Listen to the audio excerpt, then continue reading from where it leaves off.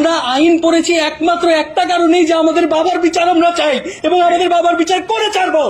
এবং এবং আমরা অনেক কৃতজ্ঞ যে এই ছাত্র জনতার এই আন্দোলনের পরে আমার ছাত্ররা, আমি নর্থ সাউথ বিশ্ববিদ্যালয়ে পড়ে আমার ছাত্ররা আমাকে এসে বলতো যে স্যার আমরা তো পেয়েছি কিন্তু আপনার জন্য আমরা সবচাইতে বেশি খুশি।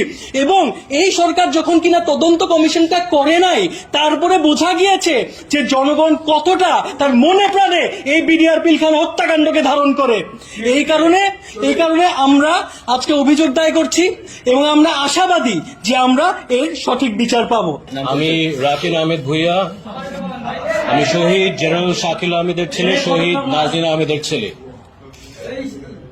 পিলখানা হত্যাকাণ্ড যে পরিমাণ ষড়যন্ত্র হয়েছে, 57 দেশপ্রেমিক সেনাবাহিনী অফিসার হত্যা করার জন্য, শুধু বাংলাদেশ সেনাবাহিনী ধ্বংস করার জন্য না, বাংলাদেশ রাইফেল ধ্বংস করার জন্য না, বাংলাদেশের সার্বভৌমত্ব ধ্বংস করার জন্য। পিলখানার ভিতরে, সরি আমি বলতে আমার কষ্ট হয়, যে পরিমাণ আমার বাবা মাকে কেমনে মেরেছে আমি বলতে আমার বুকটা ফেটে যায়।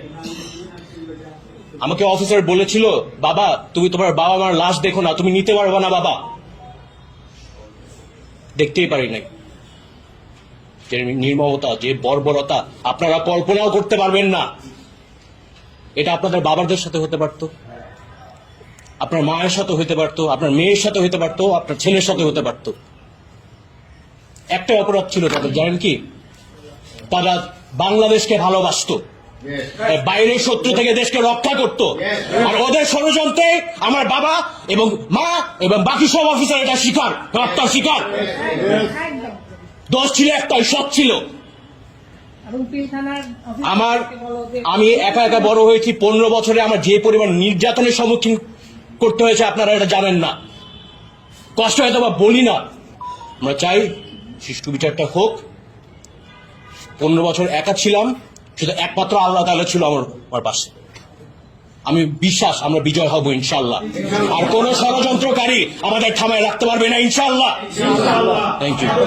25 এবং 26 ফেব্রুয়ারি তারিখে 57 জন সেনা অফিসারের উপরে যে বর্বরচিত হত্যাকাণ্ড চালানো হয়েছে তা মানবতা বিরোধী অপরাধ এবং একই সাথে গণহত্যার সাথে আমরা সামঞ্জস্যতা পেয়েছি।